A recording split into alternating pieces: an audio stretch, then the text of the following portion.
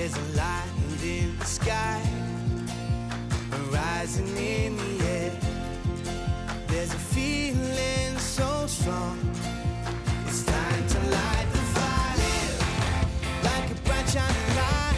Learn, getting more out of life. Learn, sharing time with friends, feeling so strong. Yes, hello. Welcome to our last episode of the House of Wellness for the year. I'm Luke Darcy, and you're sitting with me for the last time on the couch for 2019 is the beautiful Joe Stanley. Hello, Joe. Hines is with us as always. Legend. Good to see you. And welcome back to Gus Wall, and great to see you again. Great to see you. Merry Christmas, guys. Thanks for having me. Vision in pink. Thank you. Yes. Now, has Christmas come around fast or what, Joe? Don't you think that happens every year? You know, when you were kids, the summer seemed to go forever. We felt like we had all the time in the world and we'd play in the streets till dark and we never felt rushed. And now you just blink and it goes. Well, in a way, it is, Joe. According to a question posed in Scientific American magazine, the fact that adults have fewer new experiences than kids contributes to the appearance that time is actually, therefore, moving faster. Yeah, I think that sort of makes sense. You know, when you're young and you're learning stuff, whether it's reading or you're learning how to write, Yeah. life just seems to go slowly. But now we've mastered that, time goes like that. You know, the answer is to breathe and make sure you're in this moment, and then time feels endless. I tell you what, I'd like to be a bit endless. What? Is that moment when I'm eating mouth-watering, delicious food. And it's funny, I'm always getting harped on by Darth to make something. And I thought this today, being the last good show time, of the mate. year, would be a good time. So stay tuned, mate. You've got something up your sleeve? I got something up my sleeve. All I can't that wait. Sounds good. Looking forward to that, Hinesy. And I'll be getting into some of that a bit later on. The summer holiday season is all about the beach for me. It's about family holidays. But the warmer months can also be pretty treacherous time for some as well, Hinesy. Darth, that's right. Summer means snakes. And we've got an expert catcher coming in to tell us the do's and don'ts if you stumble across one. Well, I don't actually mind snakes so much. Hate them with a I hate passion. them. Really? Yeah, I can't be dealing with Nah. snakes. Well, look, No. as long as you're ready for it. That's Yeah, the thing. You don't want a surprise snake. Some snakes are fine. The heat also brings weather woes, including bushfires and a relatively new phenomenon called thunderstorm asthma. In 2016, severe thunderstorms in Victoria caused thousands of people to find it hard to breathe. Some suffered sudden asthma attacks. It taught us that thunderstorm asthma can affect anyone, even if they've never had asthma. And it seems between September and January in Victoria, New South Wales and Queensland are the most sensitive months. So keep your medicine up and make sure you keep your puffer handy. You're going to find out even more about it when we meet asthma specialist and a Melbourne survivor from the 2016 event. That is coming up next here on the House of Wellness.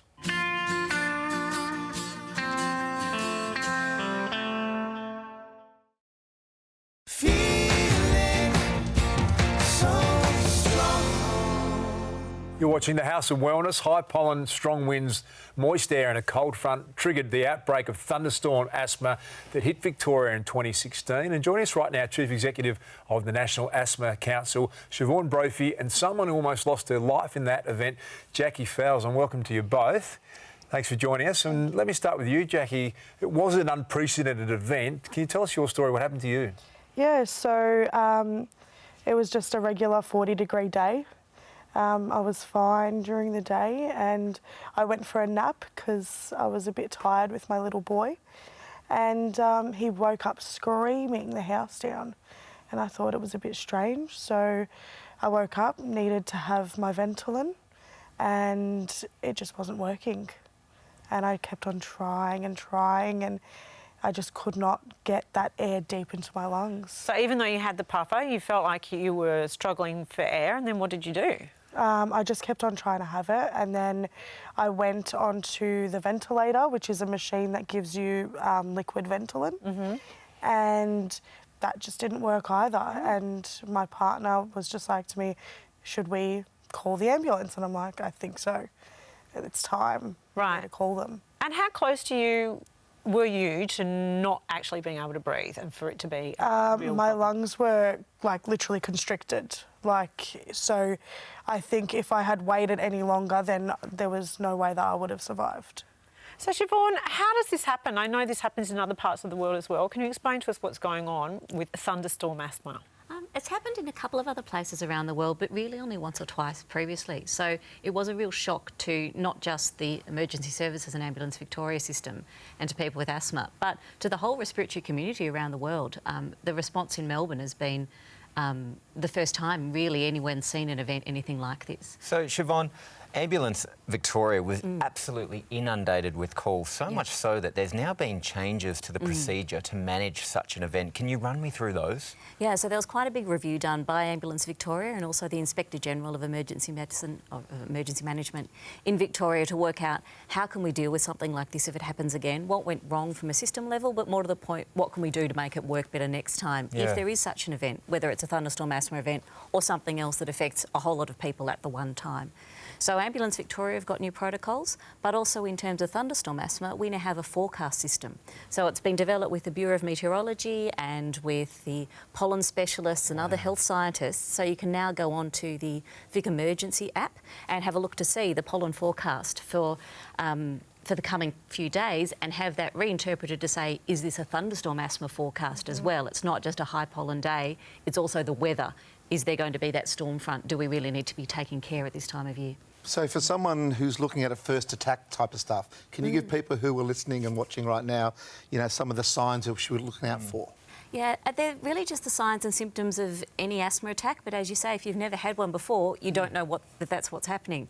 So it's tightness in your chest, a feeling like you can't breathe, you can't get enough breath. There might be a cough as well. And it's all those things together with that anxiety and the anxiousness of this is not right, as Jackie was saying, that fear and that anxiety coming in of I'm just not getting the breath that I need. And that's a powerfully fearful thing. So, Jackie, I understand you've had asthma since you were a child, but now you've had this experience. Are you feeling more anxious around your asthma, or are you feeling encouraged that there are some safety measures in place with Ambulance Victoria? I feel like I'm more anxious.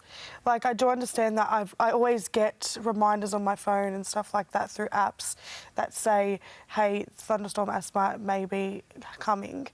But I feel like as soon as I get that message, my anxiety levels go up and I struggle to breathe even more.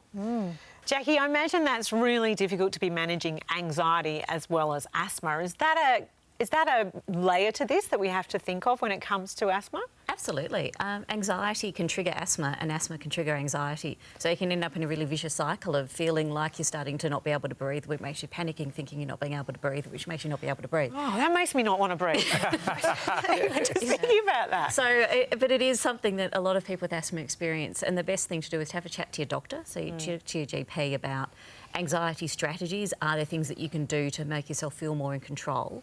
And then also having something like a written asthma action plan. And an action plan is your step through instructions on what to do when your asthma is starting to flare up a little bit. So you know, is it my asthma or is it my stress? Whichever the case is, what steps should I be taking to get myself feeling like I'm in control of my breathing again? Right, and I imagine for your partner, he must have experienced a great deal of panic at the time when you were having your attack. What do I do if someone around me is having an attack? Very much what her partner did. Call an ambulance if you need to. Just don't wait. Yeah, so if you've got some medication handy, Ventilin's the most common one, but there's also Asmol and Brucanil are the other brands. If you've got those sorts of relievers handy, take them. There's no harm in taking it. You know, if you're feeling like you can't breathe, don't hesitate. Take the medication and make sure you know that the steps of first aid. So if someone in your family has got asthma, have a look on either our website, the Asthma Australia website. The first aid steps are out there so that you know what to do to help somebody. Because if the reliever medications aren't causing you to be able to breathe better, you need to do something, and that's when calling the ambulance could be the right solution. Yeah, well, thank you. The message is pretty clear after our chat today. People at risk need to be taking hay fever nasal spray, asthma preventer, or both, and you shouldn't stop until New Year's Day, which is the risky season. Siobhan and Jackie, we appreciate you coming in. Thanks for joining us today on the House of Wellness. Thank you so much. Coming up after the break, snakes alive. Gus, I'm not happy about this at all. I am terrified of snakes. And the Christmas celebrations kick off with some inspiring kids who are living the Christmas spirit. That's next on the House of Wellness.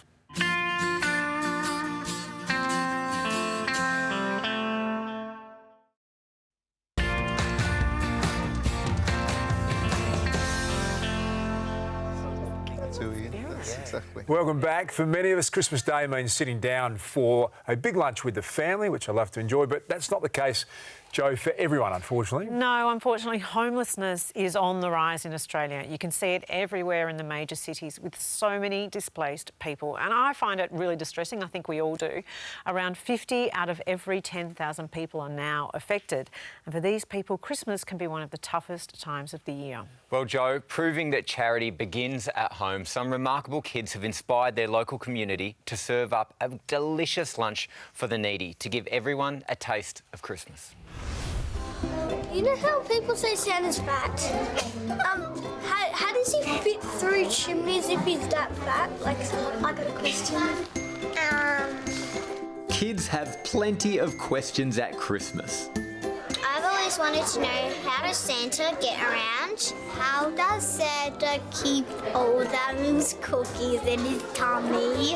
What if Santa doesn't go ho ho ho? Where do poor people eat for Christmas? But it was this question from Noah that made his parents Vanessa and Vance stand up and take notice. It was 2 weeks before Christmas and we said, what would you like to do for Christmas? And they said, we'd like to help those in need. We've always thought we'd like to help in some way, but we've never actually really acted on it. So act they did.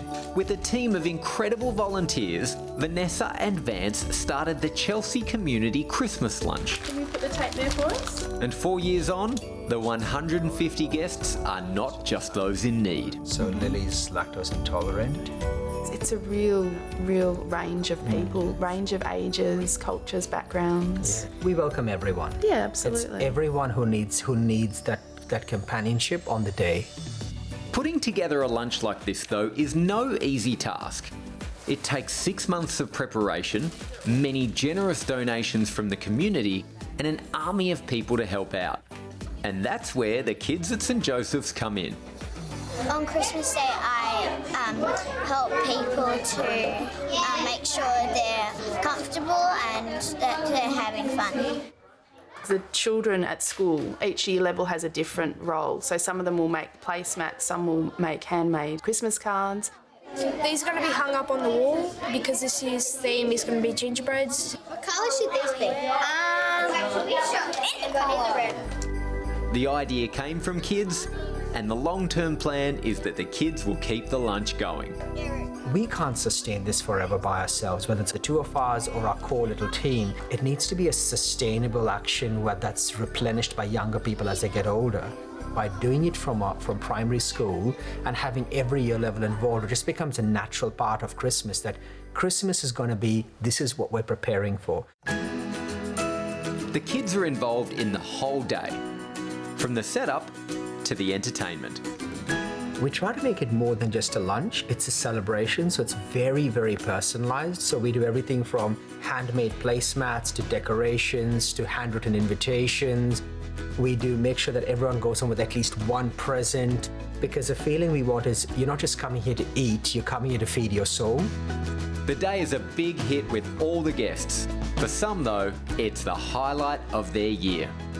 We get a lot of positive feedback and the return rate is fairly high. So Vanessa, for example, got a message last year from a lady who responded back, and her words literally were, "Thank you for making the worst day of the year into the best day of the year."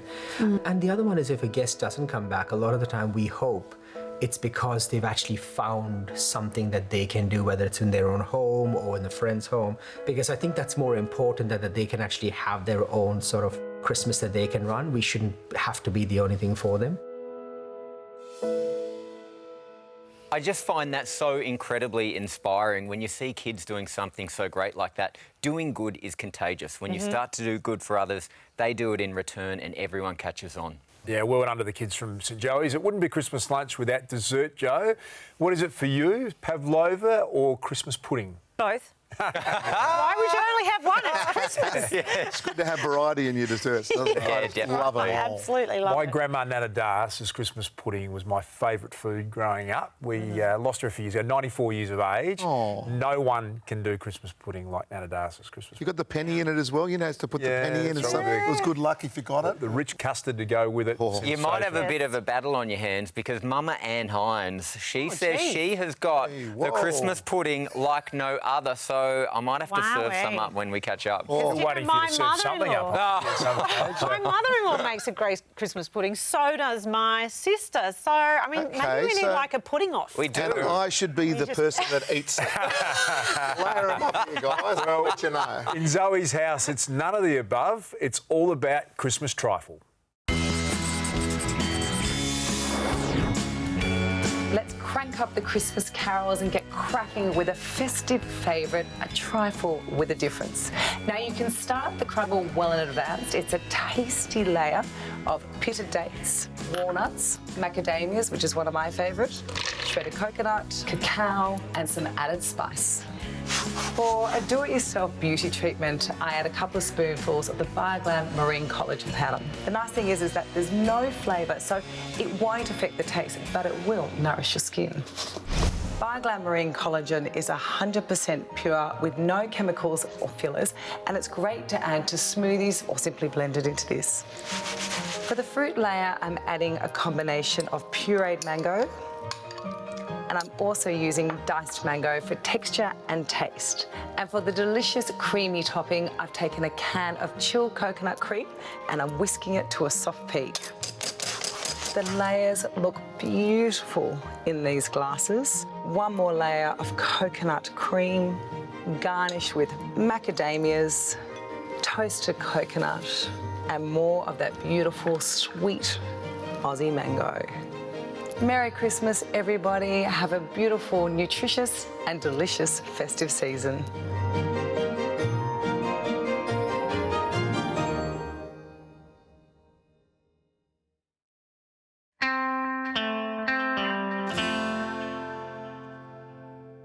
Welcome back to the House of Wellness. Not happy at all with what is going on. Can I just say that off the top? You know, 3,000 people a year get bitten by snakes, Joe. I hate them. I'm terrified of them. I've got no interest at all in handling a snake. Can I get that off the record? I've got that very clear for Okay. you. You don't like snakes. Okay. It is a troublesome time for snakes, though, because it's summer. I actually don't mind a snake as long as you've invited them. like you don't want a surprise snake. Like, I read about a snake that gate crashed a kid's birthday party in Sydney, like slid through a group of 20 children playing outside, and when the snake catcher caught it, it was confirmed it was a death adder. So no, don't just crash my party if you're a death adder. Well, okay? my 5-year-old wanted to have a snake party for his 5th Willow's had one of those. birthday They're many awesome. years ago, and I said, "Oh, I'm not coming. That's fine, but I will not be in the house." And so my wife said, "You've got to come. You've got to be there." So I went out the back, and this particular snake guy put the lid down, opened the lid. There was kids walking around my house with 3 snakes over there. I'm going, someone done a stock take here? Am I going to be rest assured that these snakes are going to go home with the owner? It was the worst day of my life, Joe. You can handle snakes safely, but they love being warmed, you know, which means that they're more likely to be around this time of year, and that also means it's a busy time for people like Barry Goldsmith from Snake Catcher Victoria. Barry, are you used to people like this? And look at our friend Gus over here. Hines, he's not having the time. Yeah, no, I'm used to it. Yeah, used to it. People aren't Every day really I into see it, people, are I they? meet people like this, yeah. Yeah. I know that's not venomous, Barry, but Gus, just it gives me the heebie-jeebies even just thinking about it. Yeah. Can I Piss hold off, it? Barry. There you go. Just be the tree. You're the tree. Just be the tree. Be the tree. Be the tree. Let them go through your fingers. Yeah. So what types of snakes are venomous? What do we have to look out for in Australia? Because we've got the most deadly snakes in Well, the the world. ones I deal with mostly are tiger snakes, copperheads, brown snakes, black snakes. That's in Victoria, but Australia-wide, that's pretty much what you are going to deal with. What's this one called? Because it's getting very friendly. It's getting up into that lovely We call that dress. one cuddles. What one? Cuddles. Oh, he is cuddling. Yeah. So I hear that there are 3,000 bites each year, which does seem a lot to me. 3,001. Do people still die from snake bite? One person maybe dies a year from Right. snake bite. There's 3,000 bites that aren't actually even confirmed as snake bites. A lot of them are carpet snakes, maybe pythons like this one. So 3,000 snake bites isn't an unusual number. But Oh, anyway, look how sweet he is. surely, though, these must just be found around bushy parts. Is that right? well, you'd think so, wouldn't you? But no, I was just up here in Latrobe Street last year catching a In tiger the snake. CBD. Hang on. What do you do if you find one? If you find one, just take a step back. It's not going to jump up and chase you. It's like I've been doing it for 40 years and I've never been attacked by a snake. I've never been chased by a snake. So Have you been bitten? No, I haven't been bitten, yeah. Look at this guy. Yeah, but they're very gentle. You know, believe it or not, their reputation is overrated. Okay, there's another little guy. Is it true the snakes bite twice, so they go boom, boom, real quick? No, not. Yeah, well, some might, but it's not a thing that happens all the Well, time. I mean, if you poke it twice, it'll go twice, won't it? Yeah. Hello, what beautiful scales. It's beautiful, look. Yeah, they're not ugly, really. I suppose you know, I'm not telling anybody that they have to love snakes. All I'm asking, my message is just to not appreciate them, just not kill them. Yeah. Okay, that's really all I'm about. If you can just try to respect them, to me, one of the most un-Australian things is to kill an Australian native animal, especially a little battler like that. So what are the misconceptions around snakes? Misconceptions about snakes. We were talking about this before, weren't we? For one, they're not evil. They're only a little bit smarter than... They're not as smart as a chicken. They're a little bit smarter than a goldfish. So they're not capable of any evil intentions. They don't wait in the grass for us to walk past and then jump out and bite us. And the only time you're ever going to get bitten by a snake is if you interact with it first. Other misconceptions, I suppose, they're not attracted to milk. There's nothing that you can put in your garden that's going to keep them away. I mean, there's the electronic solar snake repellers. They do not work. They actually attract the snake, so you have to be wary of that. Where do snakes like to hang out? Because I remember growing up, and I was just in the suburbs, we had a tiger snake in our lounge room once. Right? That was quite a surprise. Where do they like to hang out? Well, the venomous snakes that we've got in Australia, you might find them up underneath sheets of tin, underneath rocks, in rock piles, wood piles. I find them in sheds. I find them in hay sheds, wood sheds. Inside houses, I've found them in bathrooms, in bedrooms, and all over the place, really. There's nowhere I haven't found a snake, I don't think. Don't be silly, Joe. Do not be silly. I can see what you're doing, and I'm not. Do not be silly. Give me a spider. Give me no problems at all with anything. Spiders? Spiders are fine. No, no. Worse. Really? They're little. I've got to ask. I thought I was a... Oh, my hang on a minute. I've always wondered, is it true that stamping your feet can scare a snake, or do they just see hang you? on. They don't mind? It's not true at all. If you're stamping your feet, you're not really looking where you're going. You've got your head up in the air, you're stamping your feet, and the idea of the way to not get bitten when you're walking in the bush is to take gentle steps and keep an eye on where you're going. If you're really scared of being bitten, then you would part the grass in front of you with a stick. So that way, that lets the snake know that you're coming and you're not surprising each other. So there are protected species in Australia. What do we do if we've got one or we catch one? If you want him gone, you call a snake catcher. That's all you can do. And then where do you put it? Then I take him and I release him. I find a new home for him. Okay. I try to find a place for him where he's not going to come into contact with people and dogs, and that way I know the snake's going to be safe. Yeah.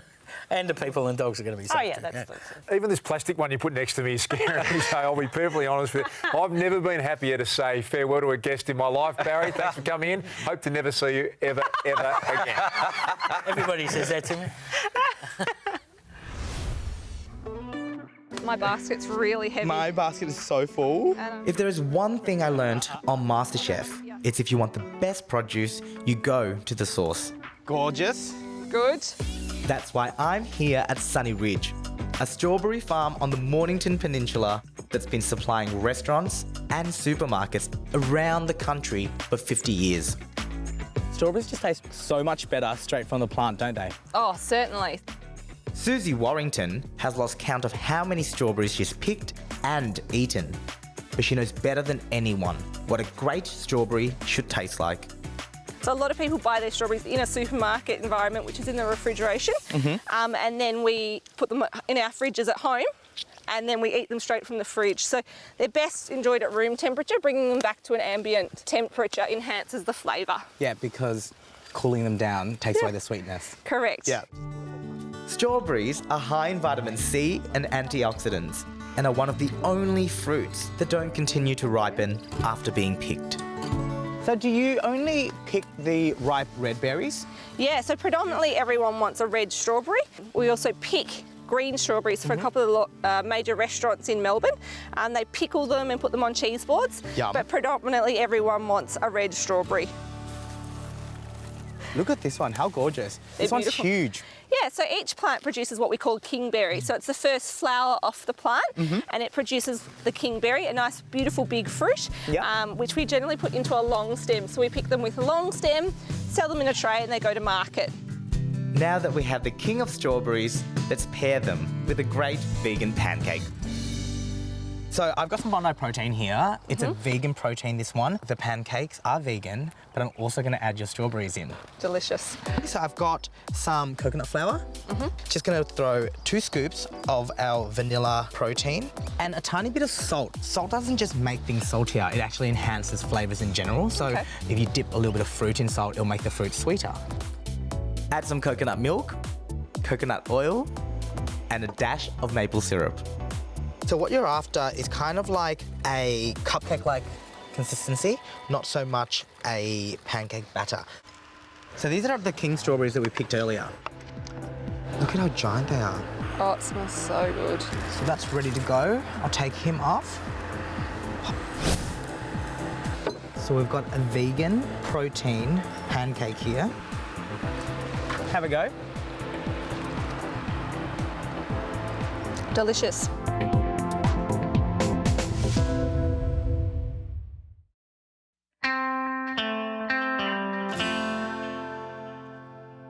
Welcome back. I've still got the awful feeling of a snake being around with me. You didn't even touch the snake. I know, but just that feeling doesn't go away for the while. Vanessa's with us. Are you a fan of snakes, Vanessa? Or... Look, I like them more than I like spiders. Yeah, Okay. I do too.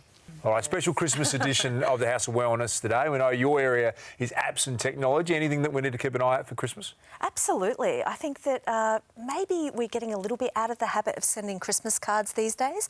But if you're interested in getting in there and getting creative, a really sustainable solution to sending out cards is to use a product like Greenvelope, where you can design cards that are meaningful to you but send them virtually. I think they've come a long way. Yeah, I really like that. I into love the sustainability of it. And also, you know, at the end of Christmas and you have all these cards there, and you're like, what do I do with that now? I feel bad throwing them out. I know. Yeah. Did anyone actually send an old-fashioned Christmas card, Gus? Do you ever get... well, my wife's English, so all the English send them over to us. So we get a lot and we hang them up on a bit of string, and it sort of adds to the feel of the house for Chrissy. It's pretty, but you have to remember people's real-life addresses as well. Yeah. Whereas if you go virtually, you're much more likely to have an address that you can just shoot one through to. Yeah, and you can do it immediately, like on the train. Just, oh, I forgot, I've got to do that. And there it's done. Yep, Bing. better for the environment. How good. I do remember getting a postcard when I was growing up from Santa, because he obviously knew where I live.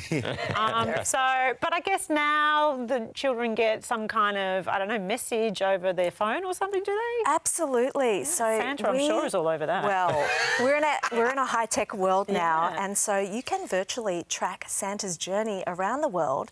And being in Australia, we're really fortunate. He comes to visit us a little bit sooner than some other time zones. Yeah. So it's a very exciting thing to be able to tune in to a site like NORAD, which is run by the North American Aerospace Defence Command. So they track all of their air flights going across Northern America. They decided also it'd be really fun for kids if they could track Santa's progress as well. Oh, well, that's really important. You've got to know where Santa I can't wait. I'm going to download the app and get into it and find out when Santa's coming. Well, Santa and his reindeer work so hard for us. It's really nice to just appreciate the journey a little bit with them. Now, something that's very close to my heart is obviously the farmers, and they're going through such a tough time at the moment. Is there something we can do this Christmas for them to make sure that they're getting looked after like everyone else in the city? Look, one thing that we can do is really help stimulate the economies around the areas that are affected by the fires. So there is a brilliant campaign to help us buy from the bush and identify where products are coming from regional areas and where it might, you know, where our bucks could make a difference come Christmas time. There's all sorts of products. It's not just produce, but all sorts of creative, you know, soy candles and beautiful scarves and textiles and ceramics coming from the bush, which we can tap into for gifts. Now, that is a great idea, Hines. I love the idea of being able to buy something from regional Australia that's going to support the communities that need it most, and you know, a little bit of thought behind it as well. It's a ripper. 100%. Yeah, I do love that. Well, for all kinds of reasons, preparing for Christmas can be super stressful. I mean, for a lot of families, you've got to work full time, you might have 3 kids, you might have one of those kids doing VCE like you had, guys. bus, you've got family coming from interstate staying with you, you've got to cook for them, you've got to buy presents, you've got to decorate a tree. I mean, it just does your head in. Merry Christmas, Joe. Yeah. Oh, my goodness. But the thing is, I think people allow Christmas to make them very anxious. It's really important to have a laugh at yourself and go, you know, if it's too hard, I won't do it. Joe, You know just what I mean? hearing you go through that, I reckon has got my stress hormones going through the roof. And I want you to hear about the newest thing which is going to help calm you down. Have you guys heard of Kava? Oh, you heard of Kava? Yeah. Well, all right. Drinking Fiji, is that? Yes, it is a plant-based herb from the Polynesian Islands, and recent studies from the NICM Research Health Institute in Sydney has shown Kava can help to alleviate the symptoms of stress and short-term anxiety. How's that sound? Oh, sounds great to me. So Kava has always been an important part of every ritual, every ceremony, everything of great importance to the Polynesian people. If you've travelled to Fiji, Vanuatu or any of the Polynesian islands, you may have tried Kava, a non-alcoholic local beverage made from water and pulverised kava root. Some say it tastes like, sandy water. And in terms of flavour, it's not the best tasting thing in the world for some people. But, at the same time, a lot of people don't mind the taste. Victor Tabella may not be a fan of the taste of Kava, but he's long been a fan of its power. He's a naturopath, medical herbalist and homeopath, and has seen the impact of Kava extract on people suffering heightened stress and insomnia. Kava, it's nature's gift from the South Pacific, and it's a herb that's been used for literally thousands of years. It's all about helping to relieve the symptoms of mild anxiety and also nervous tension. Where possible, Victor administers natural products as an alternative to more traditional treatments. And he's not the only one convinced that Kava is a potent natural medicine that can have a very positive effect on people's lives. I got involved originally in the study of Kava, I think because of my love of the potential of natural products, of plants, and exploring the beneficial effects on the mind to see what can nature offer in terms of reducing our stress or anxiety, improving our mood. Professor Jerome Saris from NICM Health Research has undertaken many independent clinical trials, assessing the effectiveness of Kava for anxiety. Our research, our clinical trials, as well as the breadth of research in this area, supports Kava being used more so for situational anxiety, short-term relief of anxiety or intermittent use. It's the sort of thing you can use before an event which you might feel anxious and tense. You can take some Kava powder or tea or tablets an hour or so before and really experience a calming effect.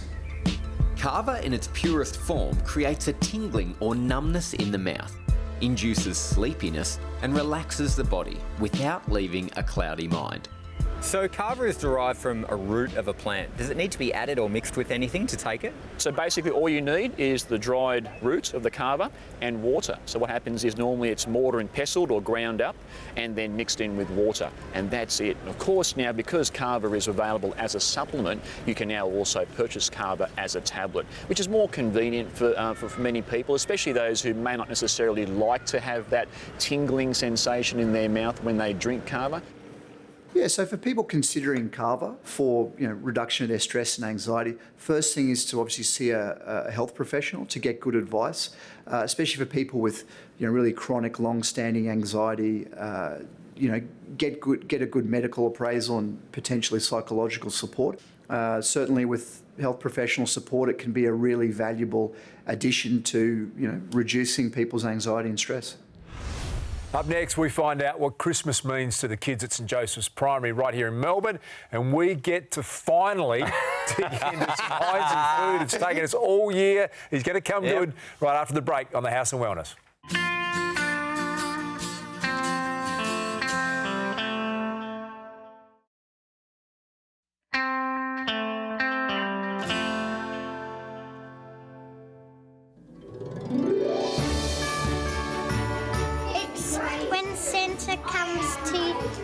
Presents. It's a time to spend with your family and celebrate Jesus' birthday. To celebrate with your family, friends, and whoever you want to spend it with. It's time to spend with your families and spread joy. Probably presents. Unwrapping presents. Seeing my family that I haven't seen for a long time. Probably doing the Christmas lunch. Lollies. When I get really excited, I know that's near Christmas. I look on my calendar and I know. Because all the decorations go out in the shops. Because it's the end of December. He doesn't have an age. Probably 1,000 years old. 85. 2019 years old. 1,000 years old. 99. 110. 202. I want to ask that my foot gets better. I want a dog for Christmas. Lego. I want a new guitar. I want a pet, yabby. I want a baby for Christmas. Because they're so cute. I'm all trying to. Well, that was some beautiful Christmas sentiment there from the team of kids at St Joseph Primary who put on a lunch for the homeless every year, which is a great thing to do. And speaking of good cheer, welcome to our man behind the health bar, who's always in good form, GQ. Hello, mate. Hello, Darcy. You'd say full of it, but, let's move on. And Christmas is great, isn't it? Lots of tradition, religious significance, and often we overindulge, but yes. A good time to think about our gut health and a probiotic. But babies need a probiotic as well. I'm really surprised to hear this, Gerald, that a baby, an infant, needs probiotics. When an infant's born, Joe, their gastrointestinal system is essentially sterile. Yes. So they don't have any of that inbuilt resistance that we have to combat infection. So there's a period of building up good bacteria and them coping with bad bacteria as well. And that's often, as you know, for newborns, we've got colic and diarrhoea and constipation, reflux, all those things, because that's their gastrointestinal system coming into some sort of balance. Yes, it's a tender tummy time for a lot of little bubbers. Well, adults as well sometimes. Yeah, it's true. So how does a baby build up its good bacteria? Often, Joe, from breast milk or from formula, and when they're a little older, from food. But it's important to get the right ones, and that balance comes slowly but surely. The difficulty these days is that children can sometimes be given an antibiotic, which then takes away that balance, which then has to be restored. So there are challenges all the way through. OK, so what does an infant probiotic do? It does lots of things. It helps build immune resistance. It helps reduce the risk of food sensitivities. It helps just build up that barrier to pathogenic bacteria, so the bad bacteria. It loads the gastrointestinal system with beneficial bacteria, the good guys, and keeps that balance under control all the time. So are we talking specific probiotics for babies, and are they safe for all bubbers? We are, particularly lactobacillus, Joe. So there are two in particular, one called Reuteri, and that's important for all those gastrointestinal issues, so colic, diarrhoea, reflux, all those things. And then there's Rhamnosus, which is the immune-building lactobacillus, for not only our gastrointestinal system, but our upper respiratory tract as well. So really it's giving loads of good bacteria to that developing gastrointestinal system. Oh, so great to know there are more ways to care for our precious little bubbers. Thank you so much, Gerald. The A to Z of Vitamins is brought to you by NutriCare Probio Plus, making the whole family stronger from the inside out. OK, guys, I hope you are hungry. After Darth has literally nagged me all year, I have finally brought a treaty to set. Now, right here, we have my salted peanut butter fudge. It's absolutely delicious, gluten, dairy, refined sugar-free, packed with flavour. Get stuck in, dig in, guys. Come on, grab it. I'm getting it before Gus goes. There you go. Thank you, big fella. Is that a mouthful? The reason I made it that big is because it was big enough to make Luke Darcy stop talking for a little bit. That is seriously good. Wow. What do you think? We good? That is really good. This is good for you. That is a knockout. Well, why aren't you eating? While we're doing that... You're playing Santa, are you, Joe? Yeah, let's do presents. So, well, I know that GQ, you love...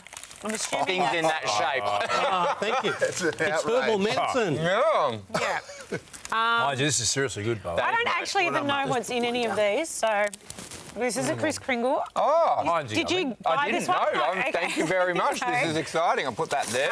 Okay. This is yummy, Tim. And let's go. All right, I'm going to give that to you. Okay. Looks a bit small and rubbish as well. Oh, hey. Oh, And be grateful.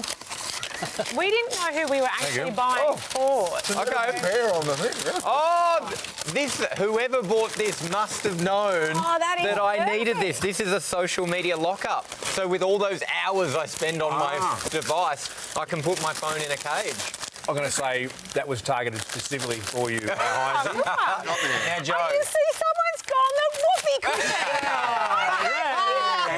Because I'm trying. Someone's doing silent for deadlies. It's about time one of them made some noise. This was your other fear, wasn't it? And just wait till we have a glass of Clonicular Strasbourg on Wait here. for the glass. And watch sit on the Someone's gone over the limit on that bottle. I didn't listen to the $20. Well, thank you, Gus. Thank you very much indeed. Hey, Can I sit on the whoopee cushion? Yeah, Such a fun. Here we go. He's going to. As Gus is doing that, Joe, it has been a enjoyable year on the House of Wellness. It's been amazing. Has it been? has. I'm not happy enough. That's all right. Have you got a highlight? What over the course of the year has stood out there? My highlight, well, I have loved every minute where we've been able to champion people doing amazing things, like when we had the Zero Childhood Cancer project in here. But I really loved doing self-defence with Rach right at the beginning of the year because that shifted my mindset to really engage with my power, and I've never forgotten that. Well, I know Highlight Rach for you? really loved the Body Magician, so that was her favourite. But I think one of my favourites was actually getting to know you guys as a family. I think working with you guys is incredible. So we've had a big adventure this year. That's beautiful. what I like. I love the opportunity to take people up to Sukhavati, Bali, which I'm really passionate about, our place up there. So to take the team and, well, not the team, actually. Took myself up there. Hang on, we've not been. I would love to take the team up there. I totally missed that one. How about you, Gerald? Look, the highlight for me was the trip to Hawaii. I thought that was wonderful, getting to know each other, and I worked so hard for those 4 days. I learned all about Waikiki Beach. Can I just say, just being a guest a few times, it's so friendly, great, beautiful sort of culture around this particular show. You're helping every single person that watches you every week. The radio show is magnificent as well. And every time I come on, you just want to be a part of it. So thank you so much. How many bottles of wine, Gerald? Well, that is it for season 2019. Head to houseofwellness.com.au. Big thanks to Rachael Finch, who's been on the couch with us all year. We've loved having Finchy. She's been a superstar. To everyone behind the scenes, Anna Gregory, our executive producer, Mon, Pip, Rutene, Page, Mario and all the team at Chemist Warehouse, Adam Hilton from Stratosphere. We've got an incredible team behind the scenes who put together our show every year. Thanks to Chemist Warehouse. Thanks for all your support. Gerald, Hinesy, Gus, we've loved having you on. Woo! Joe, it has been a lot of fun. Thanks to you. It's been... Oh, Whoa! And Hinesy, Let's begin! Do I get a kiss? well, if you want, mate. And I've loved this, Hinesy. Finally, you brought something to the table. It's beautiful. Have a great Christmas. We'll see you next year. I thought you give me a kiss. I definitely felt that.